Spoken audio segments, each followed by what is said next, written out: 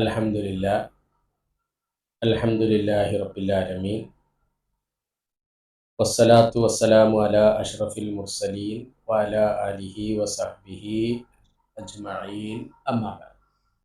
നമ്മൾ ഇൻഷാ അല്ലാഹ് ഇന്ന് പുതിയ സൂറത്ത് ആരംഭിക്കുക. അഊദു ബില്ലാഹി മിനശ് ശൈത്വാനിർ റജീം. ബിസ്മില്ലാഹിർ റഹ്മാനിർ റഹീം. ഹൽ അതാ അലൽ ഇൻസാനി ഹീനും മിനദ് ദഹ്രി ലം യകുൻ ശൈഅൻ മദ്കൂറാ. അപ്പോൾ സൂറത്തുൽ ഇൻസാനാണ് നമ്മൾ പഠിക്കുന്നത്. നന്നായിട്ട് ശ്രദ്ധിച്ചിരിക്കുക. ഈ സൂറത്തുൽ ഇൻസാൻ ഹിയ സൂറത്തുൻ മദനി. നബി സല്ലല്ലാഹു അലൈഹി വസല്ലമയുടെ മദീന ജീവിത കാലഘട്ടത്തിൽ ഇറങ്ങിയിട്ടുള്ള, അല്ലെങ്കിൽ ഹിജറയ്ക്ക് ശേഷം, അങ്ങനെയൊക്കെ പറയാവുന്നതാണ്. അപ്പോൾ അതാണ് ഇവിടെ കൊടുത്തിട്ടുള്ളത്. സൂറ മദനിയ. മിനൽ മുഫസ്സൽ. അത് നമ്മൾ ശ്രദ്ധിക്കേണ്ടത് എന്താണെന്ന് വെച്ചാൽ, മുഫസ്സൽ എന്ന് പറഞ്ഞിട്ടുണ്ടെങ്കിൽ വലിപ്പമനുസരിച്ച് അതിനെ പല രൂപത്തിലായിട്ട് തിരിച്ചിട്ടുണ്ട്. അപ്പോൾ അതിൽപ്പെട്ട മുഫസ്സൽ എന്ന് പറഞ്ഞിട്ടുണ്ടെങ്കിൽ വലിയ ആയത്തുകളൊന്നുമില്ല. ഒരു 30 ആയത്തുകളെ 31 ആയത്തുകളൊക്കെ ഉണ്ട്. അപ്പോൾ ചെറിയ ചെറിയ ആയത്തുകളൊക്കെ ഉള്ള, എന്നാൽ പറ്റ ചെറിയതല്ലാത്ത, അതിൻ്റെ ഒരു മുകളിലുള്ള ആ രൂപത്തിനാണ് മുഫസ്സൽ എന്ന് പറയുന്നത്. പിന്നീട് നമ്മളിവിടെ ശ്രദ്ധിക്കുക, മുഫസ്സലാണ്. അതുപോലെ തന്നെ 31 ആയത്തുകളാണ് ഈ സൂറത്തിലുള്ളത്. അതാണ് നമ്മൾ അവിടെ പഠിക്കുന്ന വേറൊരു ഭാഗം. 31 ആയത്തുകൾ. തെർത്തീബുഹ ഫിൽ മുസഹഫ്. മുസഹഫിലെ തെർത്തീബിൽ അനുസരിച്ച്, ഇപ്പോൾ നമ്മൾ സൂറത്ത് ഫാത്തിഹ, സൂറത്തുൽ ബഖറ, അങ്ങനെ ആ തെർത്തീബ് അനുസരിച്ച് 76ാമത്തെ സൂറത്ത്. 76ാമത്തെ സൂറത്ത്. ഫി അൽ ജുസ് അത്താസി വൈശൂൻ, അല്ലെ, 29ാമത്തെ ജുസ്ഇലാണ് ഈ സൂറത്ത് ഉള്ളത്. പിന്നീട് നമ്മൾ അറിയേണ്ടത് വേറൊരു സംഗതി, ബദഅത് ബി ഉസ്ലൂബിൽ ഇസ്തിഫ്ഹാം.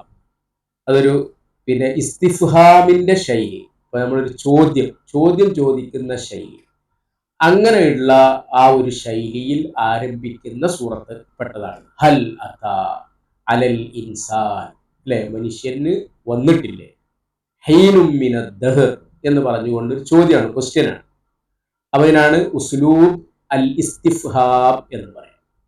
ഈ ക്വസ്റ്റ്യൻ വേർഡുകൾ ഉണ്ടാവും, അല്ലെ, ഹൽ, മാ, മത, ഐന എന്നൊക്കെ പറയുമ്പോൾ അദവാത്തുൽ ഇസ്തിഫ്ഹാം എന്നാണ് അറബിയിൽ പറയുന്നത്. അദവാത്ത് അൽ ഇസ്തിഫ്ഹാം. ഈ സൂറത്ത് ഇറങ്ങിയിട്ടുള്ളത് സൂറത്തുർ റഹ്മാനിന് ശേഷം. അതായത് സൂറത്തുർ റഹ്മാൻ, ഇപ്പോൾ ഖുർആനിൽ ഉള്ള സൂറത്തുകൾ ഇങ്ങനെ ആ ഇറങ്ങിയ തെർത്തീബ് അനുസരിച്ചല്ല എന്നുള്ളത് നിങ്ങൾക്കറിയാം, അല്ലെ. ഇറങ്ങിയ തെർത്തീബ് അനുസരിച്ചാണെങ്കിൽ ആദ്യത്തെ സൂറത്ത് ഏത് വരണം? സൂറത്ത് അലക്ക് വരണം, അല്ലെ.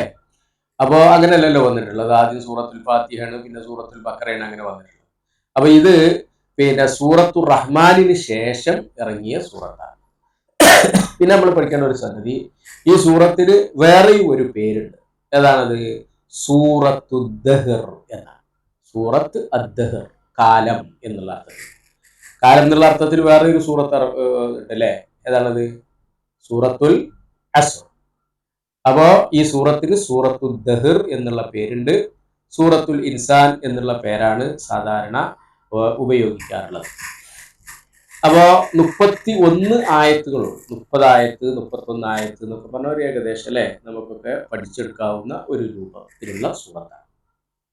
ഇനി നമ്മൾ ഈ സൂറത്ത് ശ്രദ്ധയോട് കൂടിയിട്ട് പഠിക്കുമ്പോൾ ഇതിൽ 243 കെലിമകളാണ് നമ്മൾ പഠിക്കുക.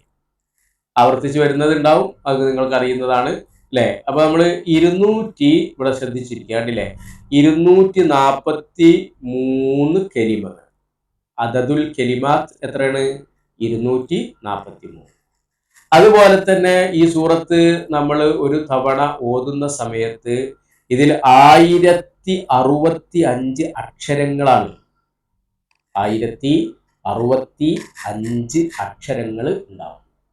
അപ്പൊ അതൊക്കെ നമ്മൾ ഈ സൂറത്തിനെ സംബന്ധിച്ച് ഒരു മുഖദ്ദിമ, ഇൻട്രൊഡക്ഷൻ എന്നുള്ള നിലക്ക് അറിഞ്ഞിരിക്കേണ്ടുന്ന ഭാഗങ്ങളാണ്.